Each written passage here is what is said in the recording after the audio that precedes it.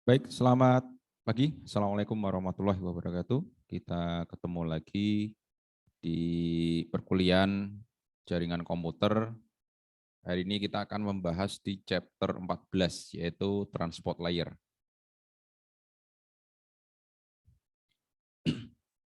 Baik, transport layer, ini modul 14 ya, ini kita akan membahas tentang transport layer. Transport layer itu merupakan tempat di mana data ini bergerak, ya.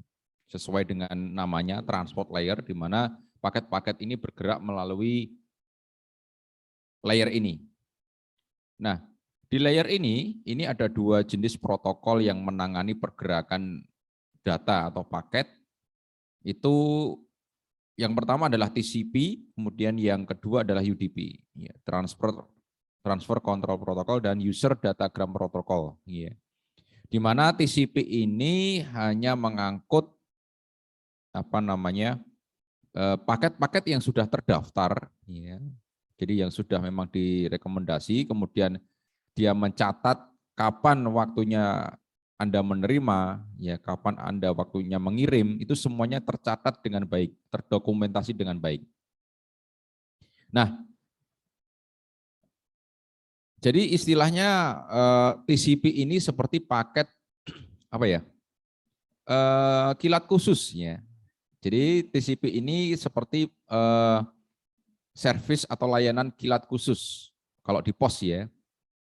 Jadi di sana Anda diberikan nomor resinya, Anda bisa nge-track, ya, surat atau paket ini sampai di mana, kemudian apakah sudah diterima atau belum, yang menerima siapa, ya.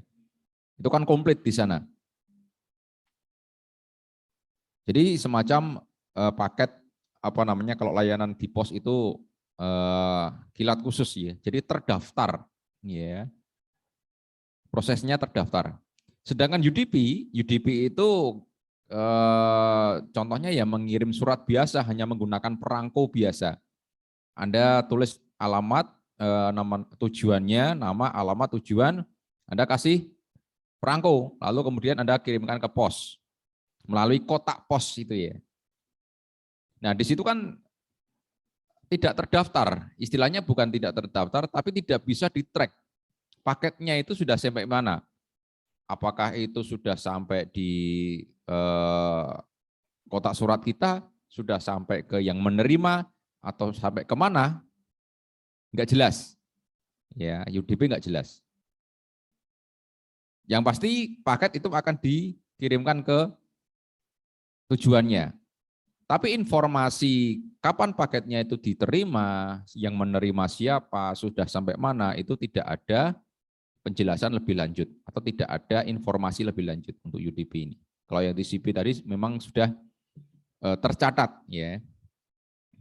Nah, apa yang kita pelajari di chapter ini, yang jelas pertama adalah proses transportasi data, ya, bagaimana data itu ditransport atau dikirimkan, ya, melalui end-to-end communication. Kemudian terkait TCP, ya, TCP, karakteristik TCP, kemudian ada UDP, ada port number, ya, nomor port dan sebagainya yang digunakan di TCP dan UDP. Kemudian proses komunikasi TCP, ya, kemudian flow controlnya, bagaimana pergerakan datanya, kemudian ada UDP communication. Nah, beberapa aturan dalam transport layer, ya, transport layer ini memang tugasnya dia adalah melayani pertukaran data antara sumber dengan tujuan.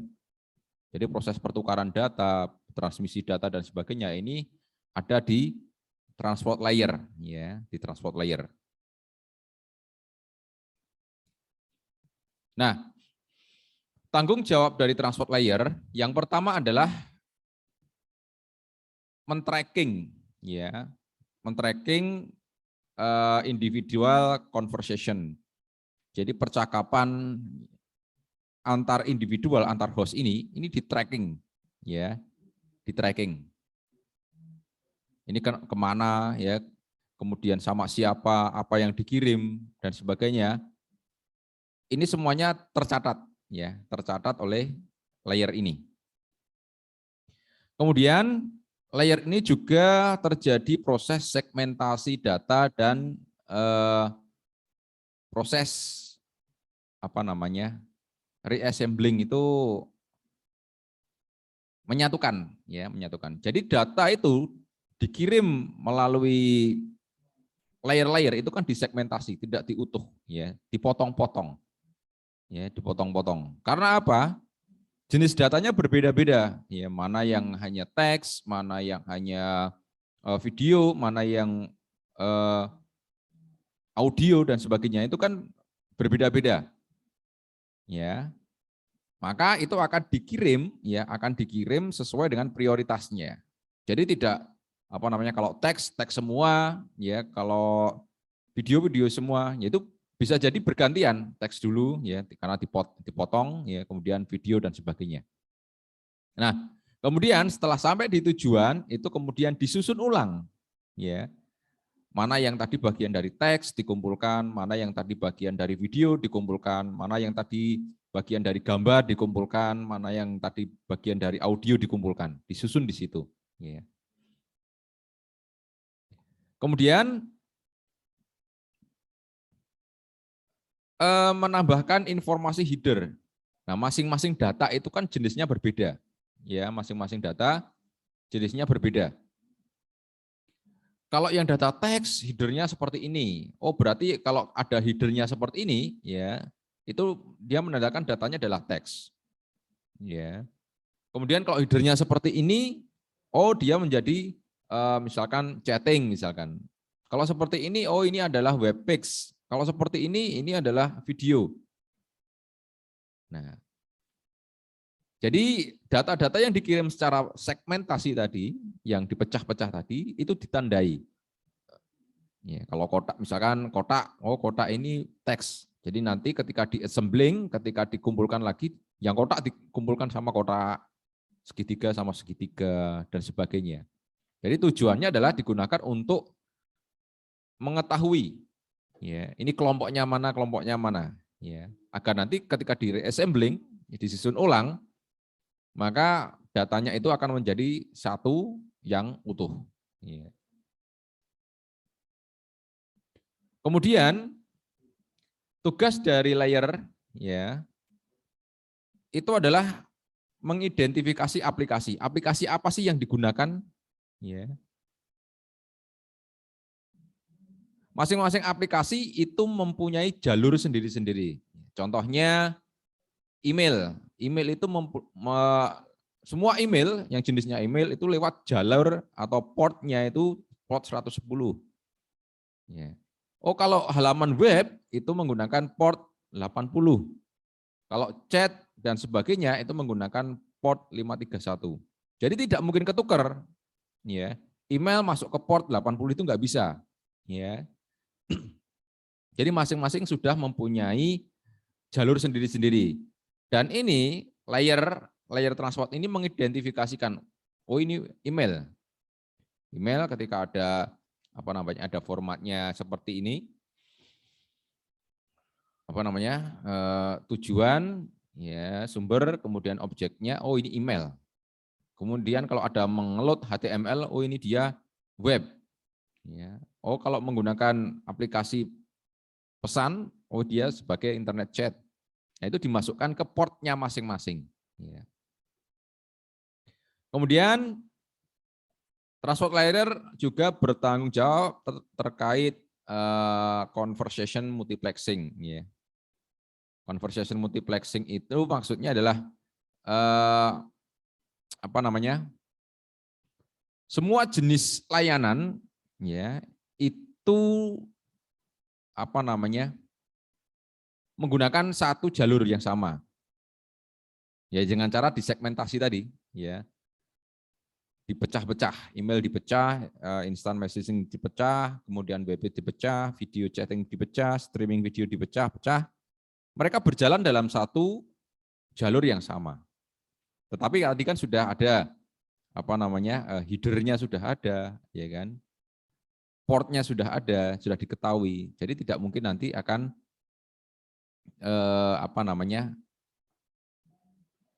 akan masuk ke jalur yang berbeda. Ya.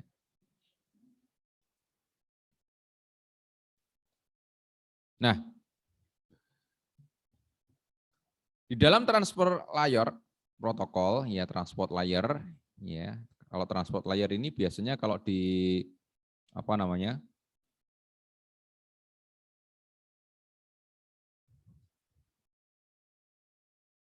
di segmennya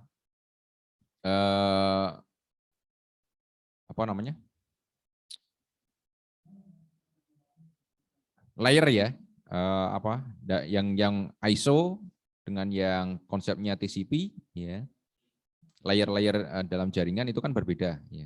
Biasanya dia digabungkan jadi satu. Tapi kalau di layer ISO dia berbeda. Nah, transport layer itu memang ada hubungannya dengan internet layer ya, di mana internet layer dia fokus ke pengalamatan, alamatnya, yang dicek itu alamatnya. Ya. Nah, kalau di POS itu internet layer itu adalah petugas petugas yang menginputkan informasi terkait paket, nama, pengirim, penerima, ya. Nah, kemudian transport layer ini dia adalah bagian ekspedisinya, ya, bagian ekspedisi, ya, bagian ekspedisi yang mengatur ini tujuannya kemana nih, ya, tujuannya kemana, ya, seperti itu.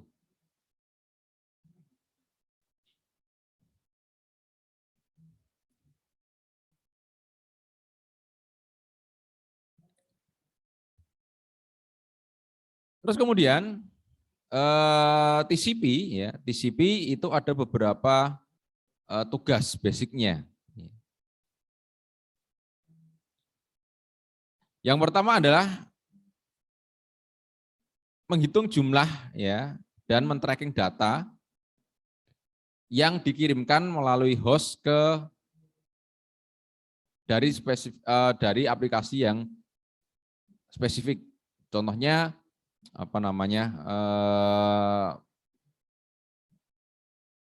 istilahnya apa ya?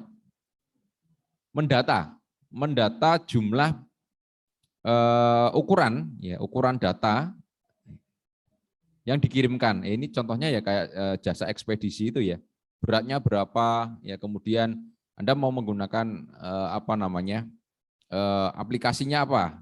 Ya, di situ kan ada layanan-layanan.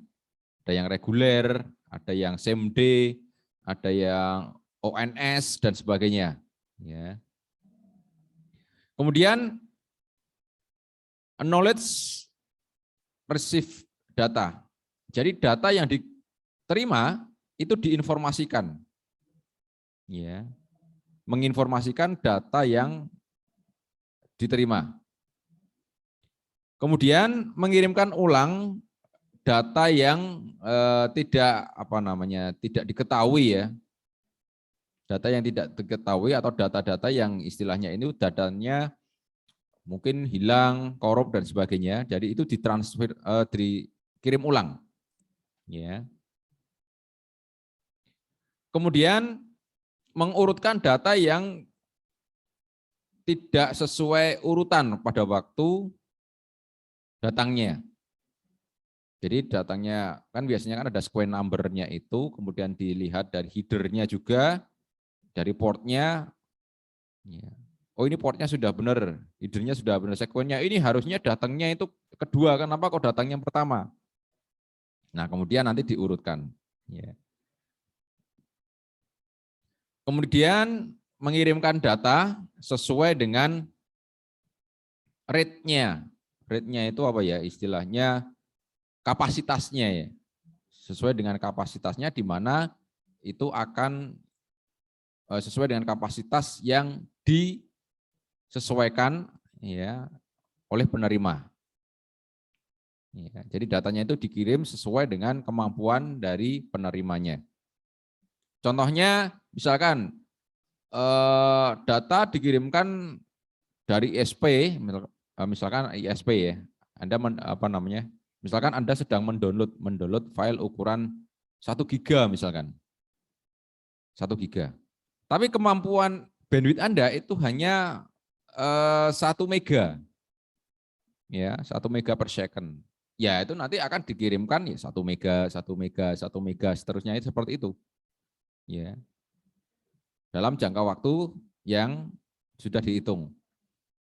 Ya, 1 mega, kirimkan lagi 1 mega, 1 mega, 1 mega, 1 mega, ya sampai 1 giga. Jadi data yang dikirim itu disesuaikan kemampuan dari penerima. Kalau penerimanya misalkan dia mempunyai lebar jalurnya itu giga, ya 1 giga ya bisa jadi 1 giga per second langsung dikirimkan. Ya, file 1 giga dikirimkan dalam waktu 1 detik. Ya.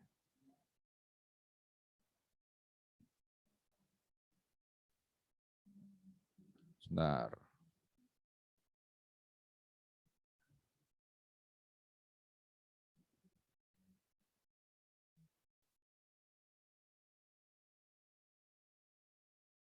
Nah, ini dikirimkan per segmen ya. Jadi tidak langsung sekaligus. Ya. Tidak langsung sekaligus, kemudian server memberikan bahwa oh 3 segmen sudah diterima. Ya. Ya, kemudian dikirimkan lagi 3 segmen selanjutnya. Jadi data itu dipecah ya. Data itu dipecah sesuai dengan kapasitas jalur yang ada. Jadi tidak langsung dijadikan satu gitu tidak, ya satu segmen tidak. Karena tadi multiplexingnya tadi, ya. Jadi beberapa jenis data itu dikirimkan secara bergantian, ya.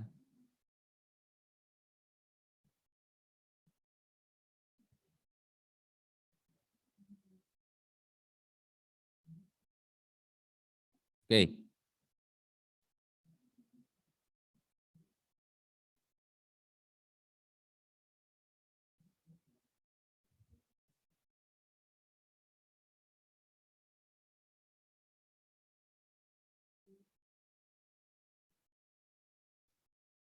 Ya.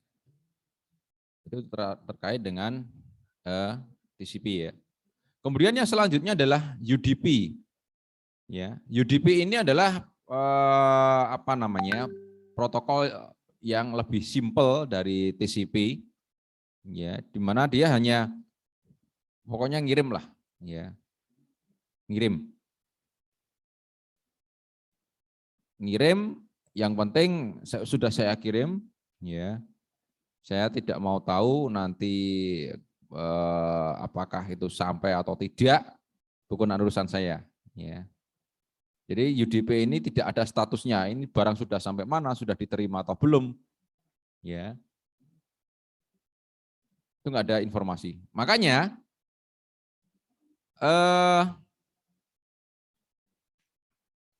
protokol ini jauh lebih cepat, ya, jauh lebih cepat karena tidak tidak data yang dikirim itu tidak didata seperti yang tadi TCP ya, harus didata dulu ya melalui misalkan melalui apa namanya penerima, kemudian ditata dari apa namanya ekspedisinya dan sebagainya ya. Tapi kalau UDP ini pokoknya dikirim apa masuk kantor pos kirim langsung, nggak ada pendataan, nggak ada pengecekan dan sebagainya. Mau itu nanti masuk atau tidak ya, terkirim atau tidak itu tidak ada urusan. Ya, tidak ada urusan. Nah, ini modelnya kalau kita menggunakan yang UDP.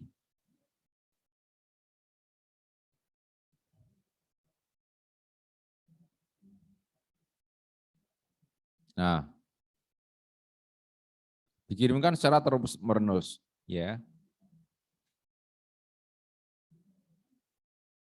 Kalau yang TCP tadi kan dikirimkan ya, diatur ya, per 3 segmen dulu. Per 3 segmen dikirim sampai diinformasikan, server menginformasikan 3 segmen sudah saya terima. Oke, ini saya kirimkan lagi 3 segmen. Ya, sampai sini lagi 3 segmen saya kirimkan. Oke. sudah terima dan sebagainya. Tapi kalau yang UDP, data dipecah menjadi beberapa segmen, tapi dikirimkan terus, dikirimkan terus.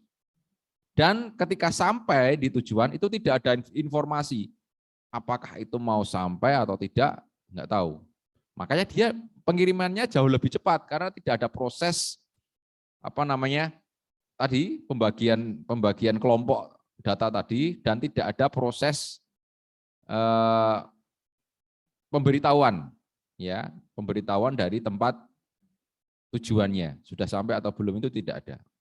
Ya.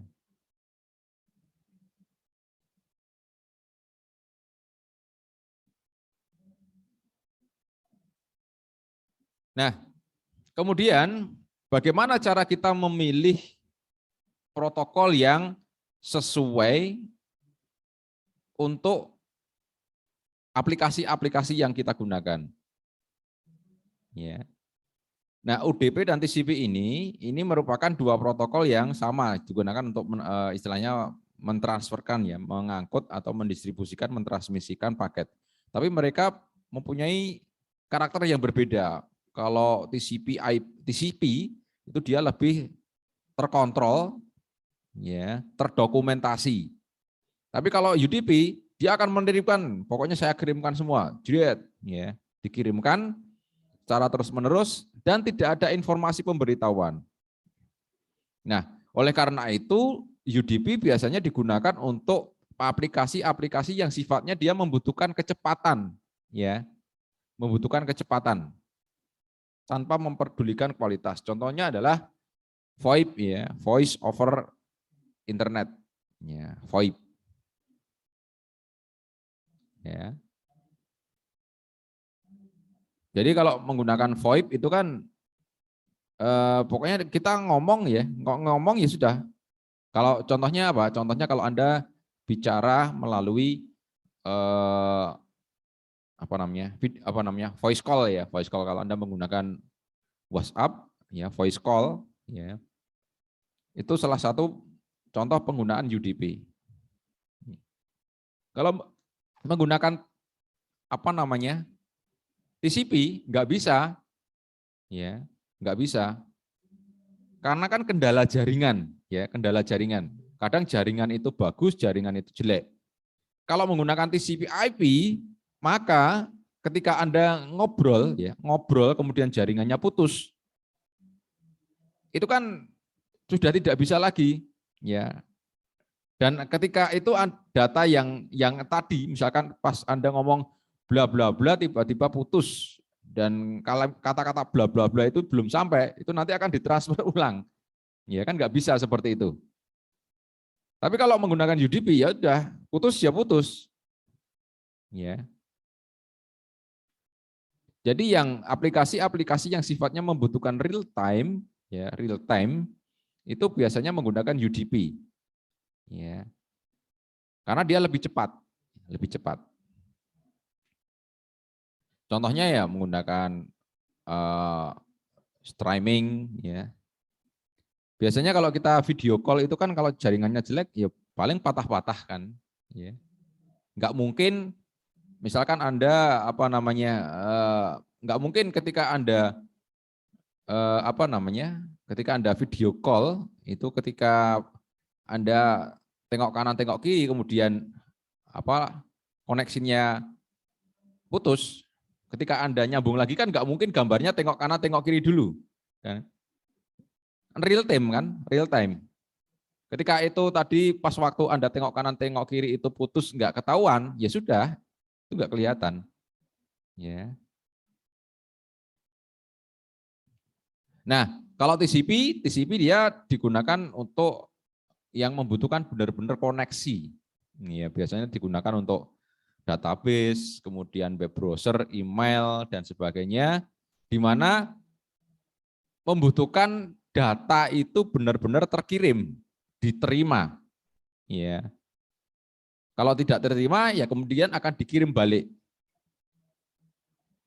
Harus ada koneksi, harus benar-benar ada koneksi. Kalau UDP tadi sering disebut adalah protokol connectionless. Ya, tidak memperdulikan koneksi, mau koneksinya bagus, jelek, pokoknya data dikirim. Hasilnya apa? Ya hasilnya nanti datanya tidak akan akan hilang. Kalau yang hilang ya udah, pas koneksinya putus ya udah datanya hilang. Tapi dia lebih cepat. Karena apa? Data itu dikirim terus-menerus. Ya, kalau TCP itu dikirim ada informasi, oh data diterima. Oke, dikirim lagi data diterima dan sebagainya seperti itu. Ya. Nah, ini contoh-contoh penggunaan masing-masing protokol ya, UDP dan TCP. UDP biasanya menggunakan VoIP, kemudian DNS, ya. Membutuhkan aplikasi-aplikasi yang di mana dia membutuhkan kecepatan, overheatnya sedikit, ya, tidak butuh informasi, ya, kemudian tidak butuh data yang pengiriman data kembali yang hilang, ya. Kemudian data terkirim ya ketika data sampai, ya. Jadi pokoknya kalau data terkirim ya wis itu datanya sampai.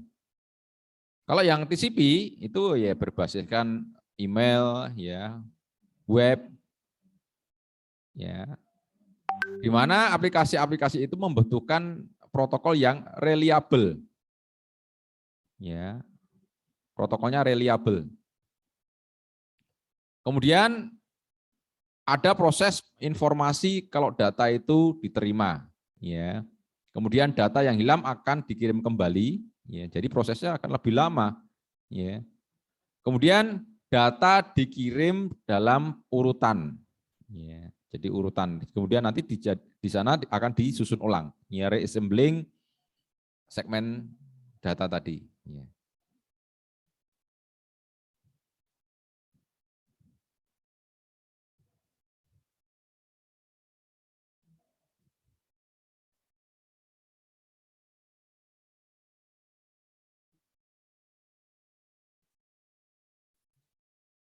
Nah, selanjutnya terkait fitur-fitur yang ada di TCP, ya. Ada beberapa layanan yang ada di TCP. Yang pertama adalah established session.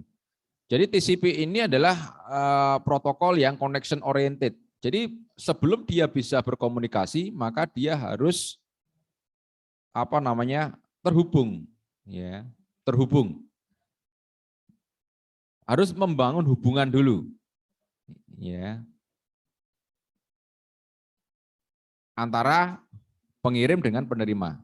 Itu harus ada komunikasi dulu, ya, harus ada komunikasi.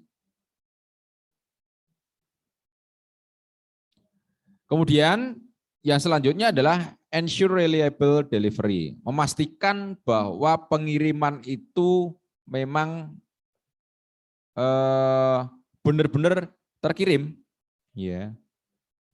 Pengiriman itu benar-benar sukses, data dikirim dengan sukses, ya. Sehingga tadi TCP itu akan mengirimkan data di mana kalau ada data yang hilang atau korup, ya, selama pada waktu dia ditransmisikan di jaringan. Jadi memastikan bahwa pengiriman ini benar-benar terkirim. Kemudian provide same order delivery. Jadi memastikan data yang dikirim dengan data yang diterima itu sama. Ya, susunannya sama. Ya, walaupun tadi dikirim melalui segmentasi yang berbeda-beda. Kan di sana ada penomoran ya tadi ya, dinomori. Ya. Jadi memastikan bahwa data yang dikirim dengan data yang diterima itu sama. Kemudian support flow control, di mana TCP ini proses pengiriman itu dapat dilimit, ya, tergantung dari kemampuan host atau penerimanya tadi. Ya. Tergantung dari host penerimanya tadi. Ya. Jadi bisa dilimit. Ini adalah bagian dari TCP, ya. Ini TCP header-nya ya.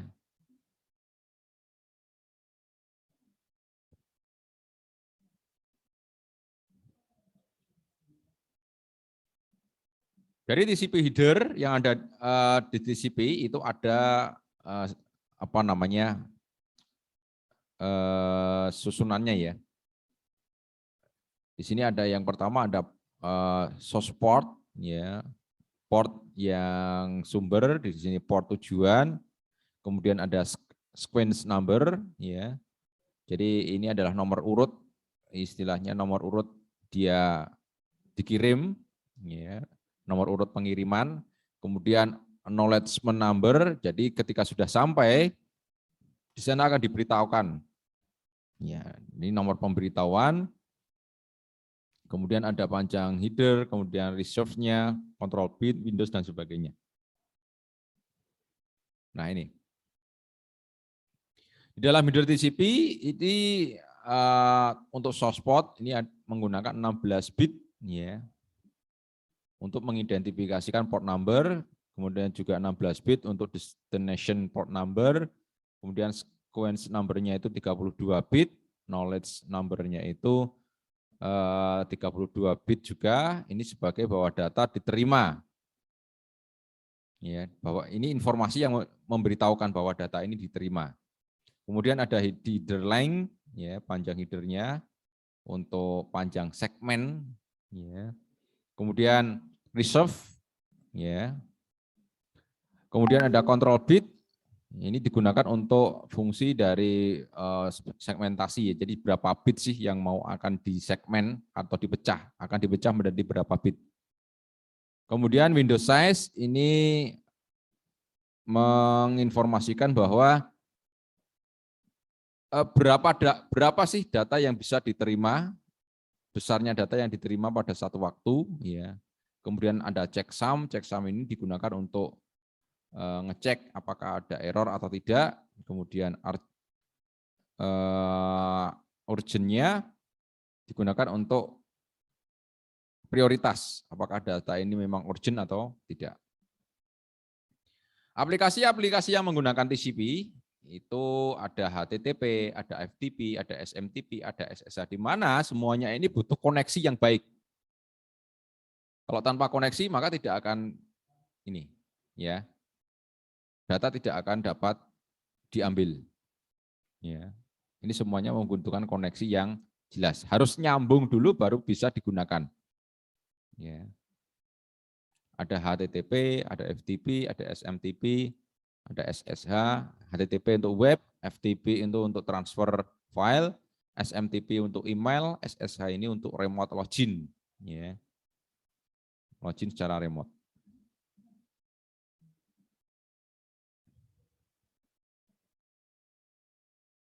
Kemudian UDP, nah UDP ini adalah protokol tadi ya, merupakan protokol yang menggunakan prinsip batch effort. Batch effort itu pokoknya saya kirim semuanya di mana itu waktunya cepat. Pokoknya cepat dikirim lah, ya. Nggak peduli nanti kalau di jalan itu, pokoknya yang ngirim cepat, ya. Di jalan apakah nanti paketnya itu tumpah, hilang dan sebagainya nggak ada urusan. Yang penting saya ngirimnya dengan cepat, ya. Jadi protokolnya ini enteng ya, cukup enteng, cukup ringan, ya. Tapi tanpa ada reliability dan flow controlnya. Jadi tidak ada reliabilitas. Reliabilitas itu ya entah datanya itu nanti sampai atau tidak, sampai utuh atau tidak, ya, diterima oleh penerima atau tidak, ya, itu enggak akan tidak menjadi tanggung jawab, enggak ada urusan, ya. Nah, fitur dari UDP, data itu disusun ulang berdasarkan yang diterima. Misalkan tadi yang dikirim 6, tapi yang diterima adalah 4. Ya sudah, 4 itu dikirim akan disusun. Ya, bisa jadi nanti ketika mengirim gambar kepala orang ya dikirim utuh, nanti yang misalkan dibagi menjadi 6 segmen. Kalau 6 segmen itu tadi disusun ulang akan menjadi kepala utuh. Mungkin 2 segmen yang hilang, mungkin ada kepala nggak ada telinganya kanan kiri. Nah itu bisa jadi. Ya. Jadi data yang disusun itu adalah data yang diterima. Kalau TCP tadi, data yang disusun itu harus data yang utuh. Semuanya sudah dinomori tadi. Bagian 1 itu kepala atas, rambut. Ya, nomor 2 itu telinga kiri, nomor 3 telinga kanan, nomor 4 hidung, ya, nomor 5 mulut, nomor 6 misalkan janggut. Itu kalau disusun ulang jadi kepala utuh, harus semuanya utuh. Ya, tapi kalau UDP enggak. Kalau TCP hilang akan dikirim. Oh ini kok kupingnya yang sebelah kanan hilang. Oh ya ini saya kirim lagi. Nah, kalau yang UDP ini hilang, ya sudah. Gambar yang Anda terima tadi enggak utuh seperti itu. Anda harus ngira-ngira sendiri ini gambar apa seperti itu ya.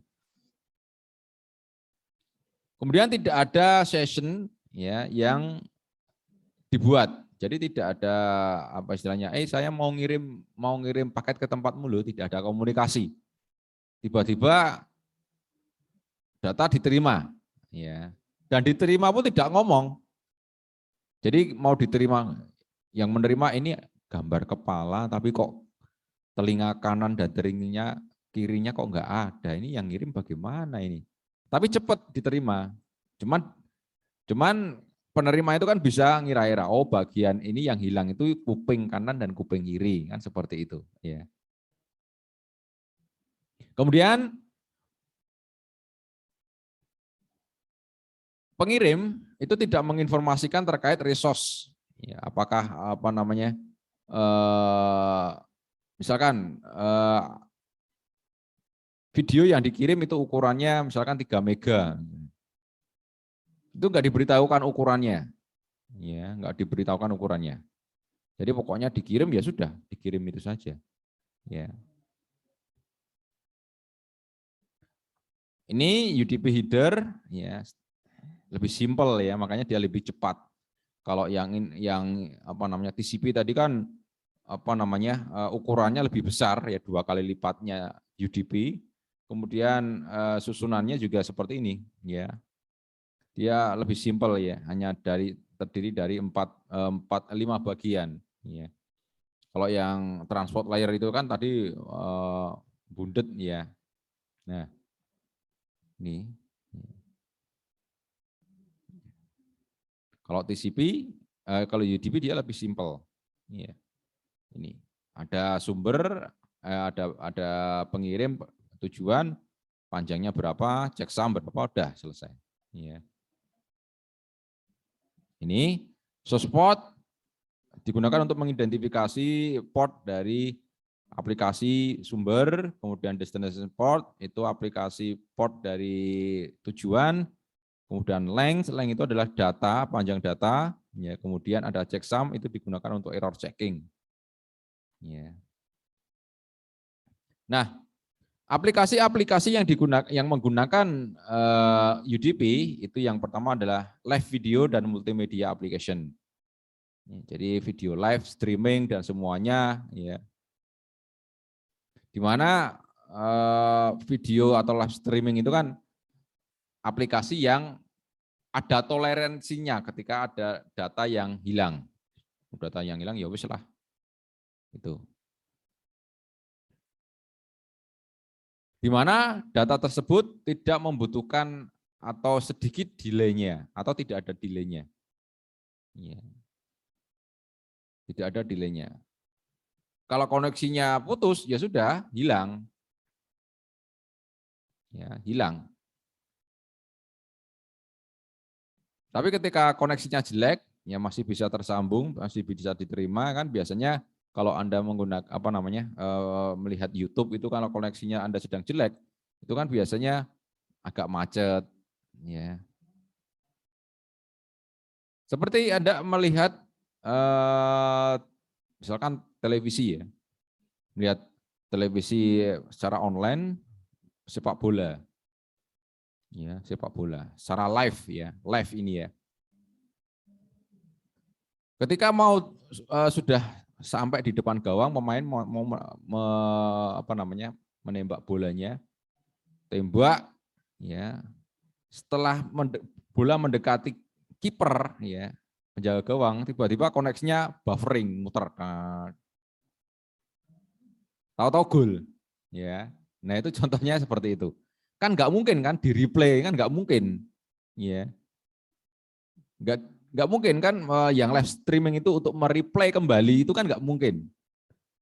Ya, mereplay kembali ya kalau nanti sudah di-upload. Nah, kalau di-upload itu sudah berbeda. Ya, kalau di-upload lagi sudah berbeda. Ya, kalau waktu live itu kan nggak mungkin diulangi lagi, di replaynya nggak bisa. Ya. Kemudian aplikasi-aplikasi yang membutuhkan request-nya simple dan replay simple. Contohnya DNS, DHCP ya, itu kan simple reply-nya. Kirim, reply, sudah. Kemudian aplikasi-aplikasi yang menangani terkait reliability. Iya. Contohnya ada flow control, error detection, ya, kemudian ada error recovery, ya. Contohnya ada SNMP dan TFTP. SNMP ini digunakan biasanya digunakan untuk mengirim pesan melalui manajemen, ya. Simple management, ya. Monitoring protokol digunakan untuk monitoring biasanya. Nah, ini beberapa aplikasi-aplikasi yang menggunakan UDP, itu ada DHCP, ada DNS, ada SNMP, ada TFTP, ada VoIP, dan video conference.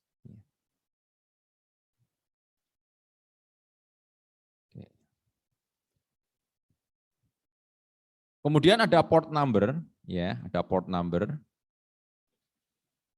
Port number ini dibutuhkan dalam proses pengiriman data. Ya, contohnya apa? Contohnya begini. Port number itu port, ya. Kalau dalam proses pengiriman paket atau surat, itu kan misalnya alamatnya di Gang Gajah. Gang Gajah itu kan di Gang Gajah itu kan ada rumahnya beberapa rumah. Gang Gajah nomor 1, Gang Gajah nomor 2, Gang Gajah nomor 3 dan sebagainya. Nah, port ini adalah nomor rumahnya tadi. Sama-sama dalam satu gang, tapi kan nomor portnya berbeda. Nomor rumahnya kan berbeda. Ya, nomor portnya berbeda. Nah, ini sama-sama menggunakan TCP, tetapi kan nomornya berbeda. Jadi satu gang tapi nomor rumahnya berbeda. Ya. Jadi yang mengurusi itu berbeda, Pak. Ini namanya port number ya. Jadi port number itu adalah istilahnya ya mirip kalau di jalan ya mirip jalan tol ya. Pertama kan satu, jalan tol itu satu, kemudian sampai ke gerbang tol ya. Kalau mau ke Jakarta lewat gerbang tol nomor 1, ke Bandung lewat gerbang tol nomor 2, kemudian ke Bogor lewat gerbang tol nomor 3 dan sebagainya. Ya. Biar orang nggak salah. Saya mau ke Jakarta kok lewatnya ke tol 3, sampainya ke Bogor. Ya. Jadi port ini adalah tadi gerbang tadi ya. Biar nanti kalau SNMP ke email itu port berapa, web port berapa, SSH port berapa itu sudah disesuaikan. Ya.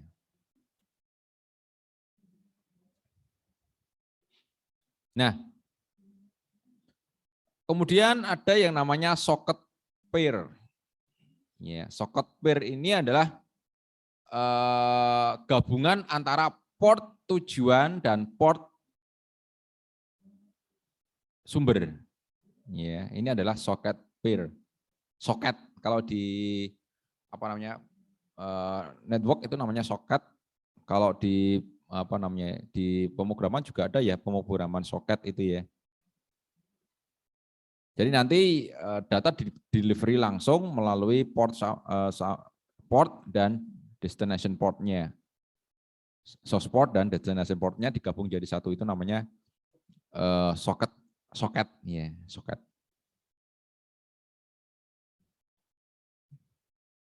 Ini ya. Ini namanya socket. Ya, gabungan dari source port dan destination port. Ya. Port 21, port 80 dan sebagainya.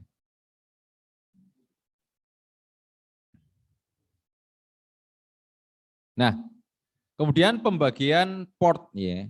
Port ini sudah dibagi-bagi ya. Yang pertama ini dibagi oleh IANA, Internet Assignment Number Authority, ya, di mana ini sudah dibagi-bagi ya. Port number itu ada 3 grup. Yang pertama adalah well known port ini adalah port yang saat ini diketahui.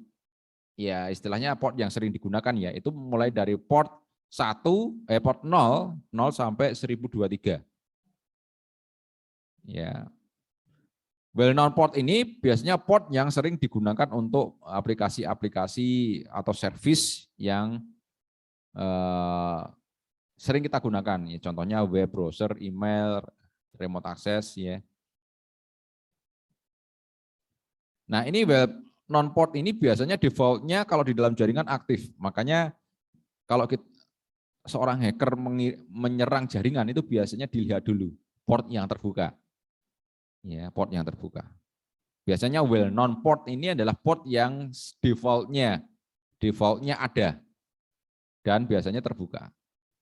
Nah, kemudian registered port yang terregistrasi atau port yang istilahnya kita mau bikin sendiri di luar dari port yang well known tersebut. Itu mulai dari port 1024 sampai 49151. Jadi kalau kita menginstal aplikasi tertentu biar nanti tidak mudah ditebak ya. Itu biasanya diberikan port port tersendiri. Ya, port tersendiri tidak port defaultnya. Ya, kita menggunakan port sendiri. Contohnya apa? Ya. Contohnya HTTPS. HTTPS itu kan menggunakan port 8080, bukan 80. Kalau 80 itu kan umum, portnya default. Tapi kalau 8080 itu kalau kita mau mengakses di track itu nggak kelihatan. Oh, ini port yang digunakan adalah 8080. Kemudian ada private atau dynamic port ya. Biasanya itu digunakan untuk service tertentu ya. Biasanya digunakan untuk identifikasi klien ini menggunakan aplikasi apa dan sebagainya ya. Nah, yang pertama adalah well known. Well known ini ya port yang digunakan secara umum ya. Ada 20 port 20 ya, itu TCP itu digunakan untuk FTP, port 21 digunakan untuk FTP juga. Kemudian port 22 untuk SSH, Secure Shell, port 23 untuk Telnet, port 25 untuk SMTP, port 53 untuk DNS ya. Port 67 untuk DHCP, kemudian ini juga sama ya. Ini kalau DHCP server itu menggunakan port 67, kalau DHCP klien menggunakan port 68, 69 digunakan untuk TFTP, ya, kemudian port 80 untuk HTTP, ya, kemudian port 110 untuk POP3, Post Office Protocol, biasanya digunakan untuk email, kemudian 143 digunakan untuk IMAP, IMAP juga sama, ini biasanya digunakan untuk email juga. Kemudian SNMP itu port 61, Simple Network Management Protocol, biasanya digunakan untuk monitoring ya, proses monitoring. Kemudian ada port 43, itu biasanya digunakan untuk HTTPS yang secure. Jadi kalau Anda menginstal SAM ya, kemudian Anda Anda hidupkan yang di HTTPD HTTP conf-nya itu kalau Anda aktifkan portnya 443 itu bisa menggunakan HTTPS. Ya.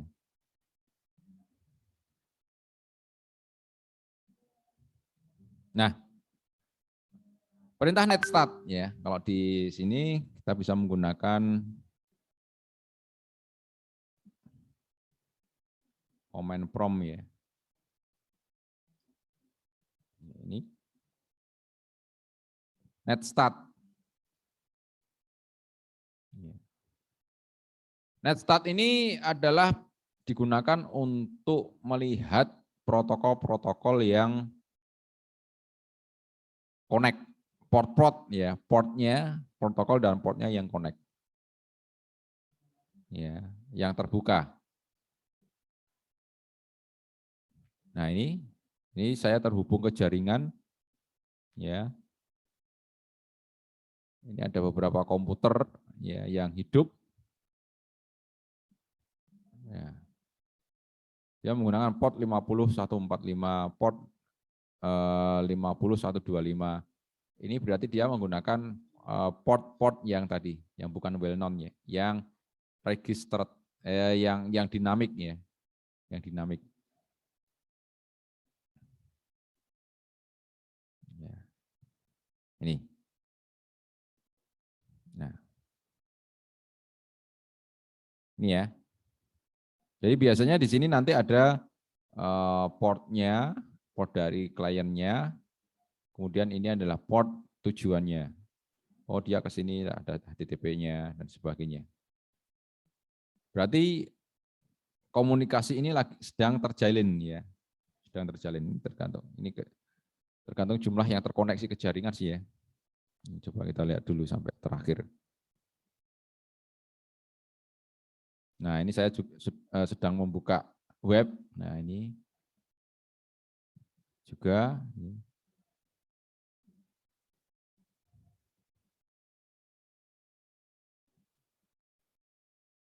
Ini sepertinya saya membuka net support ya. Net support itu adalah controlling, jadi yang digunakan untuk mengkontrol klien ya. Nah, ini menggunakan HTTPS. Saya menggunakan HTTPS ya. Oke, ini adalah net stat ya.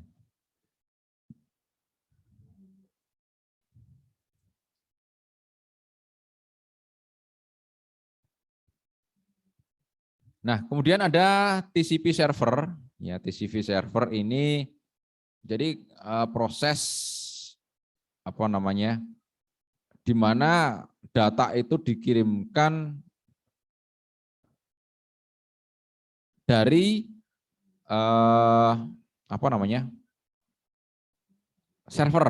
Ya, jadi server menyediakan layanan TCP. Contohnya apa? Web server. Ya, web server itu kan dia ada server, ada kliennya. Ya, ada server, ada kliennya. Tapi web server itu kan menggunakan protokol TCP. Ya. Jadi prosesnya di sana antara klien dengan server itu harus dikonfigurasi portnya yang sama. Contohnya kalau akan membuka web, maka servernya juga harus diaktifkan portnya. Port sumbernya harus sama-sama diaktifkan. Ya, kliennya juga harus diaktifkan karena port atau jalan untuk ke web itu kan menggunakan port 80. Kalau yang klien tidak diaktifkan, yang port server diaktifkan, maka tidak akan bisa terjalin komunikasi ya antara klien dengan server.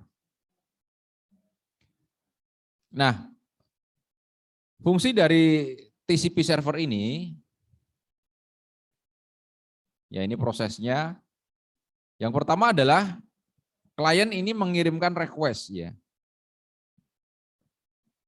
Request dari port 4915. 4915 destination portnya adalah 80. Ini soketnya 49152 dan 80. Dikirimkan 80. Ya. Ini sama. Berarti 80 dia HTTP. Kemudian yang kedua sama ini ya. Dari istilahnya ini dari antara tujuan dengan servis yang ada di server ini harus sama. Sama-sama dihidupkan servisnya. Port 80 itu kan HTTP, ya. Berarti di sini harus hidup. Kalau tidak ya, kalau misalkan ini port HTTP-nya nggak dihidupkan ya, di sini request untuk port 80 nggak akan bisa. Ini juga sama. Kalau ini nggak dihidupkan, maka port 25 ini juga tidak bisa diakses.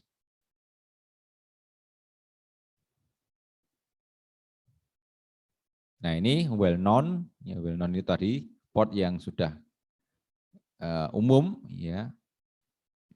Bahwa di sini adalah port 80 itu HTTP, port 25 ini adalah SMTP.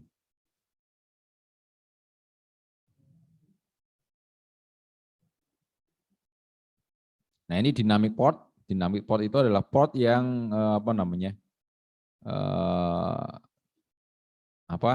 secara dinamik ya. Jadi secara seperti ini tadi. Ya. Jadi secara otomatis terbentuk ketika kita mau menggunakan jalur komunikasi.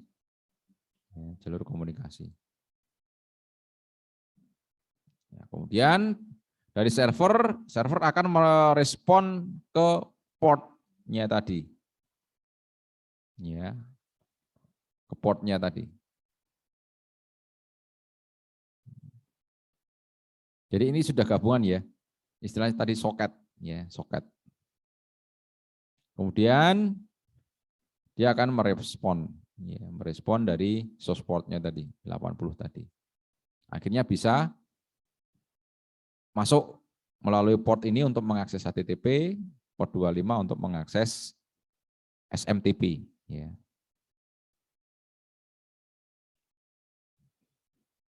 Nah, kemudian bagaimana proses koneksi ya, pembuatan koneksi antara TCP, antara klien dengan server. Ini namanya kalau bisa disebut three-way handshake. Ya. Ya. Three-way handshake. Yang pertama, dari tujuan dari sumber, dia akan mengirimkan SYN, ya. SYN itu apa ya? Synchronize, ya. Jadi dia akan mengirimkan SYN-nya. SYN ini adalah synchronize ya. Nih, three-way handshake, ya. Disebut three-way handshake. Jadi pertama akan mengirimkan SYN ke B, ya. Setelah SYN diterima, kemudian B akan mengirimkan SYN juga ke A disertai dengan ACK. ACK itu acknowledgement, pemberitahuan. Oh ini loh saya sudah menerima. Ya, saya sudah menerima. Nah, SYN dan ACK ini diterima oleh A, ya. Sudah diterima oleh A, ya. Lalu terakhir adalah informasi, ya. Jadi contohnya begini ya. Kalau Anda bayangkan ya, Anda akan menembak seorang cewek misalkan. Ya. Tapi Anda menembaknya itu lewat surat, ya. Anda A, ceweknya B ini. Ya, Anda mengirimkan surat ke B. Ini saya kasih suratnya. Oke, surat saya terima ya. Kemudian dibaca oleh ceweknya ini. Dibaca oleh ceweknya. Oh ya, ini surat sudah saya terima. Ya. Jawabanku tidak. Nah, ini di sini nih. Jawabanku tidak. Ya, kemudian ya sudah, berarti jawabannya surat sudah diterima, jawabannya tidak. Ya, berarti kan sudah terjalin komunikasi. Ya. Komunikasi itu tidak hanya Anda mengirim ke A, B, sudah selesai. Tapi harus ada respon dari A ke B, B ke A, kemudian A memberitahukan bahwa ini loh saya sudah diterima, pesanmu sudah saya terima. Ya, jadi Yang pertama, three-way handshake itu ini 1, 2, 3 namanya ya. Jadi dari A ke B ke A lagi. Ya. Jadi pertama dia akan mengirimkan sinkronisasi, dia meminta sinkronisasi. Oke, sinkronisasi saya terima. Kemudian B akan memberitahukan, ya sinkronisasi saya terima, ini loh sudah saya terima. ACK itu acknowledgement, pemberitahuan bahwa SYN-nya sudah saya terima. SYN ini berupa data ya, berupa data. Nah, ini setelah diterima di sini, A memberitahukan bahwa ACK-nya sudah diterima, ya, dan sebagainya. Jadi istilahnya apa ya? Pembicaraan seperti kalau main drama itu, pembicaraannya saling bergantian, ya, komunikasi itu. Ya. SYN, ACK, SYN dan ACK kemudian menginformasikan ACK-nya sudah diterima. Ini namanya three-way handshake. Ya. Ini proses penjalinan koneksi, ya, proses menjalin koneksi. Ya. Nah kemudian proses untuk memutus session, ya, itu dia mengirimkan fin, ya. Fin itu finish. Jadi istilahnya ini kalau membuka pembicaraan, kalau ini adalah memutus pembicaraan. Dia mengirimkan fin, ya. Finish, ya ini dikirimkan ke B menginformasikan bahwa finish sudah diterima. Dia menginformasikan knowledge-nya bahwa fin sudah diterima. Kemudian diterima ke A. Kemudian dari A, kemudian B akan mengirimkan lagi fin-nya lagi, ya finishing. Baru kemudian step A, send ACK. Oke, selesai. Jadi intinya A memberitahukan ke B bahwa ini akan diputus. Aku mau putus. Tapi lewat surat tadi, jadi tidak pemberitahuan. Surat diterima, proses surat pemutusan diterima. Ya saya terima, tapi nggak ngerti ini mau ngapain ya, surat isi suratnya apa? Ya. Diberikan, ya. Oke, ini saya terima suratnya. Kemudian, loh, kok pemutusan? Oh ya sudah, saya informasikan bahwa suratnya diterima. Kok dia memutuskan saya? Ya sudah, ini pemutusan diterima. Ya sudah selesai. Akhirnya putus. Ya, seperti itu.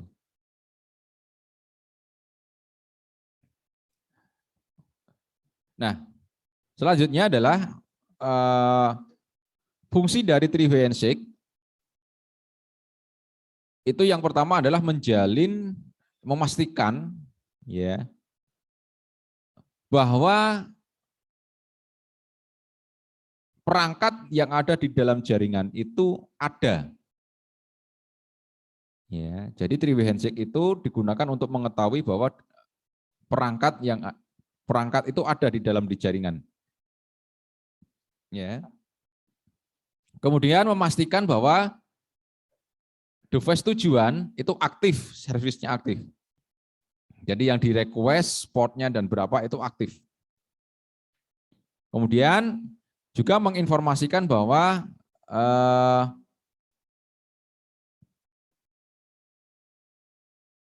source, ya, sumber kliennya itu komunikasinya dapat terjalin melalui port tersebut. Ini mungkin bisa sini ya, di videonya ini ya. Contoh dari three-way handshake. Ya. I have some screenshots of a Wireshark packet capture that shows the process of a TCP three-way handshake and the termination of a TCP conversation. Let's analyze these screenshots to get an idea of how it's working. Nah, jadi proses penyambungan, ya proses menyambungkan dan proses pemutusan itu bisa dilihat dari sini. Tadi ya, kalau menyambung komunikasi, membuka komunikasi itu ada proses SYN. Ya, kalau FIN itu memutus. Ya. TCP is a connection-oriented protocol meaning an end-to-end connection needs to be established first before data can be sent or received. The TCP three-way handshake initiates that connection. When the connection finally needs to be terminated, for instance, let's say it's a connection to a web server and you close the web browser, the connection is terminated with two-way handshakes. A TCP three-way handshake involves 3 steps: a SYN and an ACK, and an ACK. SYN stands for synchronization, and ACK stands for acknowledgement. First, the initiating host sends a synchronization segment. The responding host sends an acknowledgement and its own synchronization segment, and then the initial host sends an acknowledgement segment. Hence the SYN and an ACK, and ACK. We can see that here at the top of this screenshot. If we look at the packet list window at packets 10, 11, and 12, we can see a SYN and an ACK, and an ACK. This is the three-way handshake. If we look at the initial packet in the three-way handshake, the SYN segment up here at the top, we can see. Jadi proses three-way handshake itu diawali dari SYN, ACK, dan ACK. Ya. Kalau dilihat di sini ini menggunakan Wireshark itu kita bisa lihat. Jadi yang proses SYN, ACK, ACK. Ya. See that the sequence number is 0. The beginning of a three-way handshake is sequence number 0 because it's the first packet in the connection or conversation between two hosts, or in this case, a host and a server. The sequence number is actually a 32-bit random number called the ISN, or initial sequence number. This random number, or ISN, is chosen randomly at the beginning of each TCP conversation. This helps to protect against TCP connection hijacking attacks. Wireshark takes that 32-bit random number and converts it to 0. It then increments the sequence numbers and the acknowledgements from there. This makes it easier to read and follow the segments in order using the Wireshark program. Let's look at a few of the details for this initial SYN segment. We go down to the packet details window and we can see sequence number 0, that it's the relative sequence number. If we look at the flags, we see that the SYN bit has been set. You can see it here with a 1. In the next packet, packet number 11, the server responds to the initial synchronization segment. I'll go to the next screenshot, and now packet 11 is highlighted. The server responds with an acknowledgement acknowledging sequence number 0 and sending acknowledgement 1. So the initial sequence number with relative sequence number 0 has been incremented.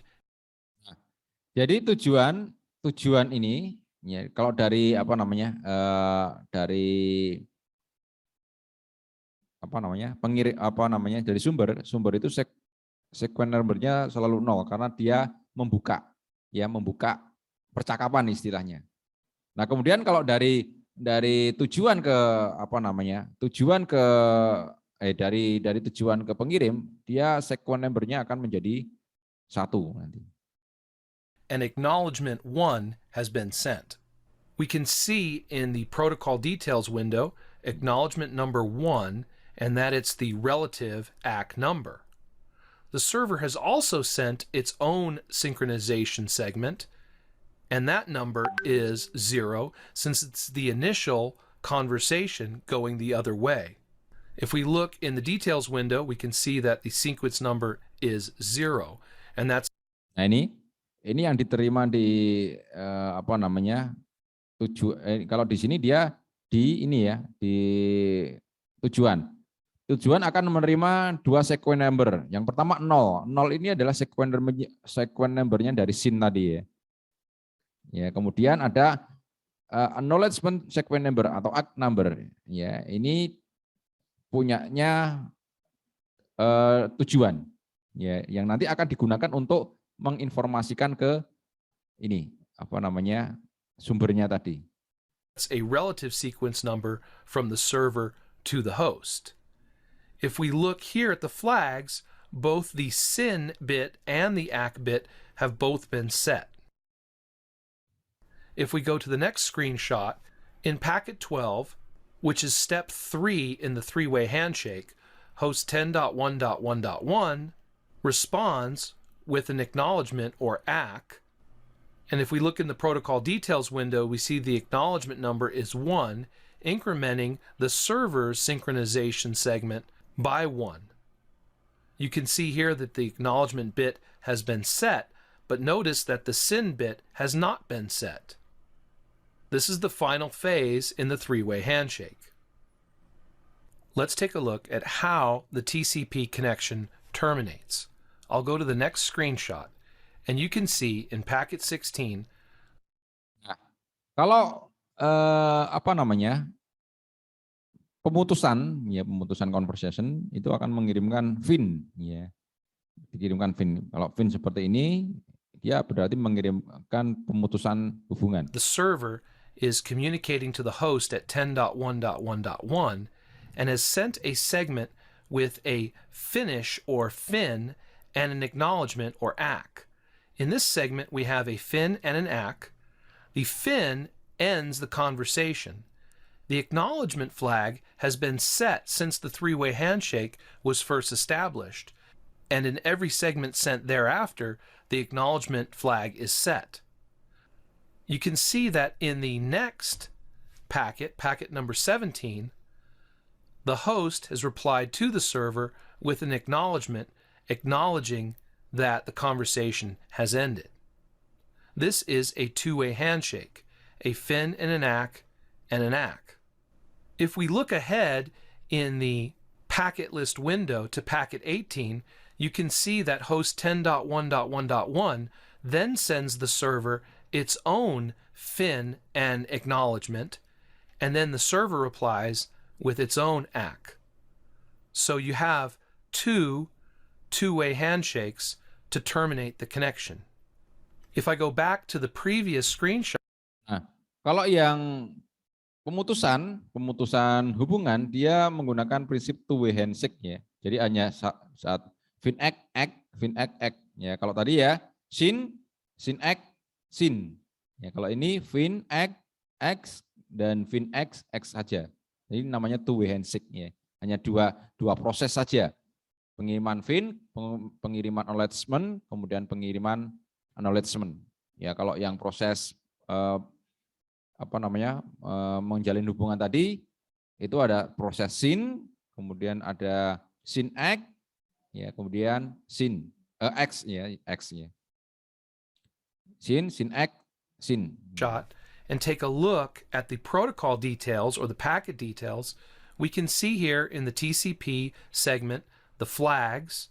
Notice the 1 for the acknowledgement and then the 1 for the finish or FIN flag here that's been set. Notice that the acknowledgements went as high as number 374, indicating that these screenshots were probably generated from two separate packet captures in Wireshark. You can see in these last two screenshots how the conversation ends with two-way handshakes, a FIN and an ACK, and then another one going the other way. Oke, itu ya proses three-way handshake dan two-way handshake. Di mana three-way handshake digunakan untuk proses establishing communication atau menjalin hubungan. Kalau yang two-way handshake itu memutuskan hubungan. Ya, ini tadi nanti bisa Anda pelajari, ya. Nah, kemudian reliability dan flow control, di mana TCP reliability, TCP ini menjamin bahwa paket itu akan dikirim, ya, dijamin pengirimannya itu terjamin, pasti akan terkirim semua dan akan terurut, ya, dan akan terturut. Nah, ini contohnya, kita lihat videonya. This video depicts a simplified example of TCP operations and is not necessarily a realistic depiction. TCP is a connection-oriented protocol in that a connection is established first using a three-way handshake before data is sent. Another characteristic of TCP is that it's a reliable protocol. Two things that make it reliable are sequence numbers and acknowledgements. Every TCP segment that's sent in a TCP conversation gets a sequence number. So every byte of data is numbered basically in a sequential list. This allows a receiving host to rebuild the data from the ordered numbered segments. If data arrives out of order at the receiving end, the data can be put back together in the proper order thanks to the sequence numbers. Acknowledgements come into play by helping the sender know that the data that's being sent is actually being received. The way this works is the sending host sends TCP segments in bytes, and the receiving host acknowledges bytes received by sending acknowledgements. There is a limit to the amount of data the sending host can send before it receives an acknowledgement from the receiver. This amount is called the window size. The window size is the total number of bytes sent in TCP segments that can be sent before receiving an acknowledgement. Using TCP window scaling, computers are able to achieve large window sizes of up to 1 gigabyte. So as the sending host sends bytes of data in TCP segments, the receiving host returns acknowledgements as it processes bytes received and frees up its buffers. We can see this depicted in this graphic. Let's start by reading the message from the sending host here. Start with byte number 1, I am sending 10 bytes. In this scenario, the 10 bytes is the window size. In reality, the window size would be a lot larger than 10 bytes, since today window sizes are typically 16 megabytes or larger. But this works nicely for this example. So the host is sending 10 bytes, starting with byte number 1. The receiving host, the server here, says, I receive 10 bytes, starting with byte number 1. I expect byte 11 next. This is the acknowledgement. The server acknowledges it received the 10 bytes and now is expecting number 11. If we look down here, we can see that in this segment, starting with sequence number 1, 10 bytes have been sent. The receiver sends an ACK 11. Starting with 1, 10 bytes were sent, so the next sequence number it's expecting is an 11. This acknowledgement is sent back to the originating host. Now the originating host sends 10 more bytes starting with sequence number 11. If we were to ask ourselves what would be the next ACK that the server would send back to the originating host, we would have to ask ourselves, what's the last sequence number sent? Starting with 11, 10 bytes were sent, so the last sequence number that was sent was 20, so the ACK would be an ACK 21. That's the next expected sequence number. Nah, jadi ini mencari sequence number dan ACK number-nya lagi ya. Jadi ketika dia mau mengirimkan byte ya dari sumber ini, dia mengatakan diawali dengan angka 1, maka saya mengirimkan 10 byte. Ini dikirimkan 10 byte diawali dengan angka 1. Nah, yang diterima di sini, yang diterima oleh server, dia menerima 11. Karena apa? 1 ditambah 10 tadi, jadi 11. Ya, 11. 11 ini kemudian diinformasikan ke sini. Diinformasikan ke sumber. Saya sudah menerima 11. Nah, jadi angka 11 ini digunakan sebagai ACK-nya. Saya menerima 11. Nah, ketika dia mau mengirimkan data lagi 10, dia akan menggunakan informasi ini tadi. ACK ini. ACK ini akan dijadikan sequence number-nya. Ya. Sequence number-nya. Kemudian ACK-nya ini dia increment ya. Increment dari sini. Nah, ketika dia mau mengirimkan 10 lagi, ya, 10 lagi, berarti dia nanti akan ditambahkan ini, ditambahkan sequence number yang kedua ini. Berarti nanti di sini adalah 11 plus 10 datanya ini. Berarti 21 ACK-nya di sini. Dia akan memberitahukan lagi menggunakan ACK-nya 21. Begitu seterusnya. Ya, jadi nanti di sini sequence number-nya jadi 21 untuk data yang kedua. 21 ditambah 10 nanti server akan membutuhkan ACK-nya tadi 31. Ya, seperti itu ya. Jadi proses pemilihan informasi dari THW handshake-nya. Ini informasi terkait data reliability ya, data loss and retransmission. Ya, yang pertama segmen 1 dikirim, dia akan menginformasikan, oke, segmen 1 saya terima. Kemudian segmen 2 dikirim, segmen 3 dikirim. Ya, kemudian segmen 3-nya di sini putus dan sebagainya. Nah, ini terjadi duplikasi. Ya, terjadi duplikasi, ya, maka prosesnya akan jadi seperti ini. Ya. Dia akan mengirimkan ulang segmen 3 dan segmen 4. Ya. Yang diterima di sini 5 sampai 10 ini sudah diterima. Ya. Kemudian dia akan memberitahukan bahwa yang 3 dan 4 itu hilang ya. Yang 3 dan 4 itu akan hilang, kemudian akan diretransmit ya. Itu prosesnya tadi. The graphic depicted in this video uses segment numbers in place of sequence numbers. TCP is a reliable protocol.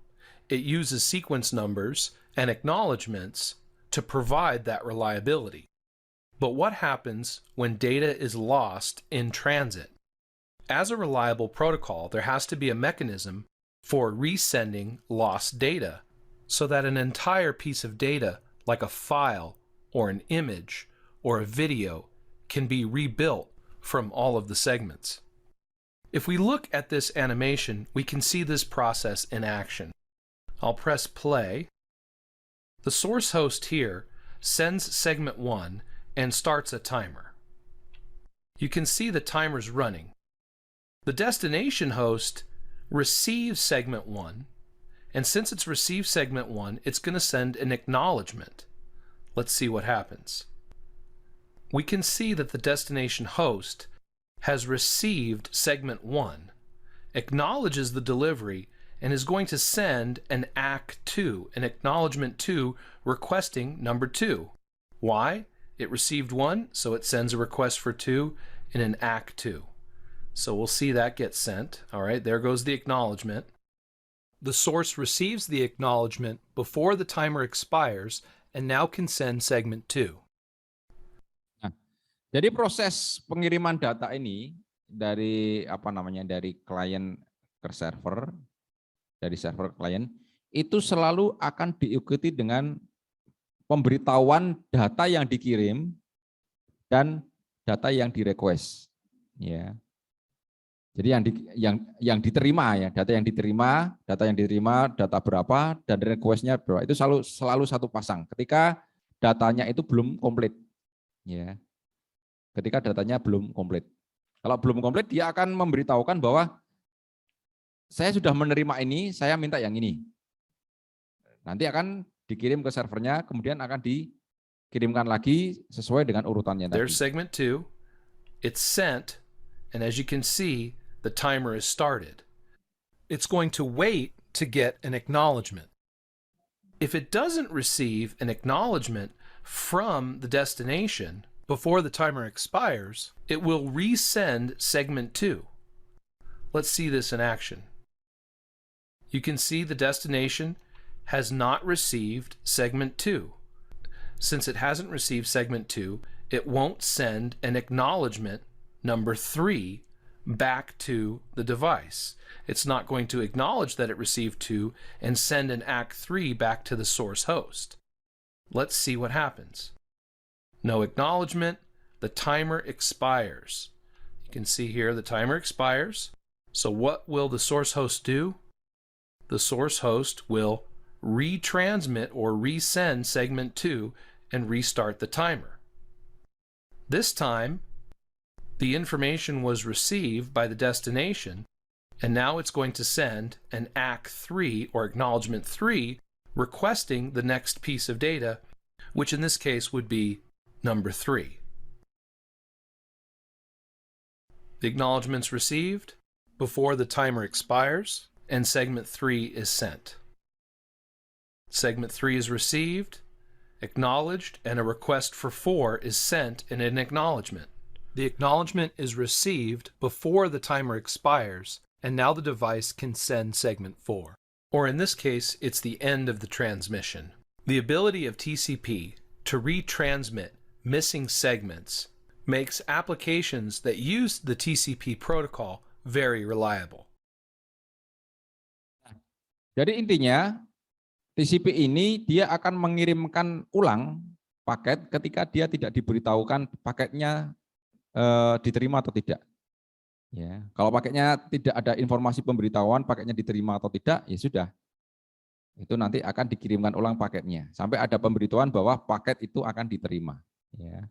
Oke, ini agak cepat aja, kayaknya waktunya sudah mau habis ya. Oke, ini tadi ya. Jadi maksimum segmen size itu juga sama. Ya, ketika yang dikirimkan itu misalkan 10.000 ya, ini apa namanya? Dia maksimal hanya bisa menerima sedikit, ya, maka dia akan diterima sedikit.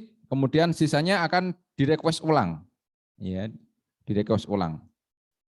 Jadi paket itu akan diterima sesuai dengan Windows size-nya. Ya. Ini proses tadi ya, kontrolnya tadi. Jadi ketika tidak ada informasi acknowledgement, itu dianggap bahwa data tidak terkirim, maka dia akan dikirimkan ulang. Nah, kalau yang UDP dia akan mengirimkan data terus-menerus ya, tanpa ada informasi lanjutan, apakah data itu akan diterima atau tidak. Nah, data yang diterima atau data yang disusun itu adalah data yang diterima. Entah itu dia mau datanya itu nanti kurang atau tidak, ya sudah, dia akan disusun. Sehingga ketika tadi, seperti gambar tadi ya, kemungkinan ada gambar kuping yang hilang dan sebagainya. Ini request dan listening-nya ya. Jadi yang sifatnya digunakan di DNS dan DHCP. Ya. Ini seperti yang tadi ya, kayak yang di TCP. Prosesnya sama di TCP, cuma dia akan langsung, ya, tanpa ada pembutuhan tiba-tiba connect dan sebagainya. Tidak ada minta izin, saya mau connect ke tempat Anda, oh saya izinkan dan sebagainya, enggak ada. Dia tiba-tiba langsung akan connect. Ya. Oke, baik teman-teman, itu yang bisa saya sampaikan pada pagi hari ini. Terima kasih. Saya akhiri untuk perkuliahan pada pagi hari ini. Selamat pagi. Assalamualaikum warahmatullahi wabarakatuh.